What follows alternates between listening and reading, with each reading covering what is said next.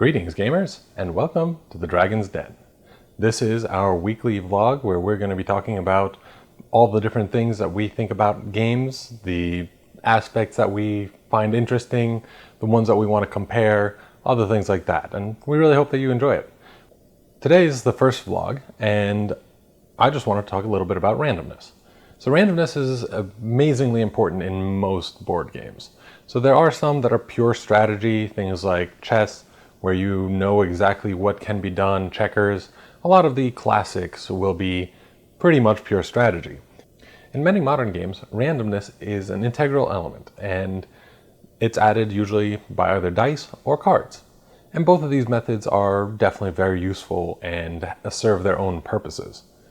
That being said, they can be implemented well or not so well.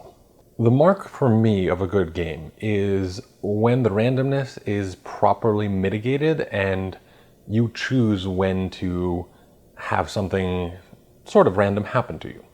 So a game like Mystic Vale, for example, you have a deck builder, and when you want to push your luck, you can get that. So you're never forced to. You can always do something with the cards that you currently have out. But if you want to push your luck, you look at the randomness, you look at the mitigation, and then you're like, okay, I'm going to go. And then if you get screwed, it was your choice to push your luck.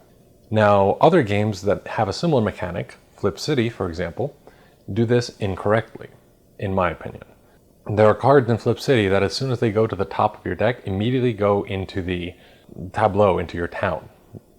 And this is no matter like whether or not you pushed or not, you could spoil or have enough unhappiness in your tableau just by drawing. And so this kind of luck element really is not one that I enjoy because of that. You're forced into it and it forces you to deal with it once it happens, and it's completely random. There really isn't that much that you can do to mitigate it, at least not at the beginning.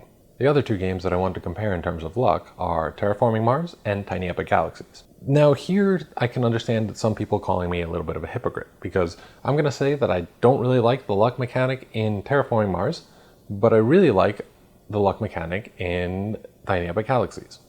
Terraforming Mars, the biggest luck mechanic and the biggest part of the game that really relies on luck is drawing cards.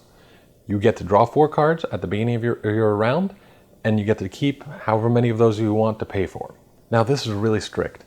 You get those cards, you can buy whichever ones you want, but you also have to look at your money and what you want to do with the cards you currently have. You also don't really have many ways that you can draw extra cards. And even when you do, you still have to pay for them, at least for the most part. So this really, really limits just what cards you can see, what cards you can use, and other things like that. It makes it really difficult to perform the strategies that you would like because you're not getting all the cards that you want. Tiny Epic Galaxies, on the other hand, also has a very random luck mechanic, and that is the dice rolling. So you roll dice, you can re-roll once for free, you can also use your culture to follow other people's actions, other things like that. So this is definitely an extremely random mechanic, and people may ask why I like one and not the other. And I think this has to do with the length of the game. So Tiny Epic Galaxies is a 45-minute to 1 hour game, so it doesn't really have that much time commitment. You're not really going as much for that really strategic engine building and vying with other people for position. It's quick, it's light, you're throwing dice. It still has a lot of the Euro aspects of a game, and I really like it for that, but it's over really quickly. And so you don't have to worry about when someone just runs away with it. Yeah, they're going to win the game. Yes, we acknowledge that that's actually a problem in our review of Tiny Epic Galaxies. Even though that's the case, I still really enjoy it because it is a dice game. It is inherently luck-based. Terraforming Mars, on the other hand, is the one that I don't really enjoy. And the reason for that is it is such a heavy strategy game. This is a game that you're playing for 2 to 3 hours. And when you're spending that much time and putting that much effort into just trying to get your strategy, it's really frustrating when the luck of the draw is giving someone else the game and causing you to lose. when simply the luck of the draw is the reason that you are losing, especially in a longer game and not a game that's like quick, Flux, complicated board game, the card game, Tiny Epic Galaxies. All of these have a lot of really quick luck mechanics, and yes, they can have people run away with them because they got lucky. I think Terraforming Mars also has that, and it's unacceptable to me for a game that has that much extra strategy. And that's why I much prefer the drafting mechanic in terms of getting your hands and drawing them each round. It lets you see a lot more cards, it lets you tailor what you get, and also lets you prevent other people from running away with it as much as they could by hate drafting or doing other things like that. I think that the randomness that is inherent in a game is usually good, but it has to be managed correctly.